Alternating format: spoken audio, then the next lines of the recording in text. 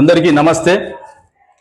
ఈ నెల 12వ తేదీ నాడు భారతీయ జనతా పార్టీ రాష్ట్ర అధ్యక్షుడైనటువంటి గౌరవనీయులు శ్రీ ఎన్ రామచంద్రరావు గారు గోషామహల్ అసెంబ్లీకి వచ్చి ఆయన యొక్క అభినందన సభలో హైదరాబాద్ పార్లమెంట్ కు సంబంధించిన బీజేపీ కార్యకర్తలను ఉద్దేశించి ఎంతో ధైర్యం చెప్పడం జరిగింది।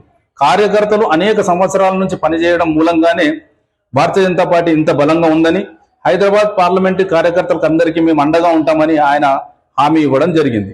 ఆయన హామీ ఇవ్వడంతో రెట్టించిన ఉత్సాహంతో కార్యకర్తలందరూ, కార్పొరేటర్లు, మాజీ కార్పొరేటర్లు, సీనియర్ నాయకులు అందరూ కూడా కలిసిమెలిసి పార్టీ కార్యక్రమాలన్నీ చేయడం జరుగుతున్నది। ఈ క్రమంలో మాధవీలత అనే ఇంతకుముందు పార్లమెంటుకు కొట్లాడిన అభ్యర్థి, నేను గోషామహల్ అభ్యర్థినని, ఎన్నికల సమయంలో నేను గోషామహల్లో కొట్లాడుతానని, నేను హైదరాబాద్ పార్లమెంట్ ఇన్ఛార్జ్ అని ఆమెనే స్వయంగా ప్రకటించుకుంటున్నారు।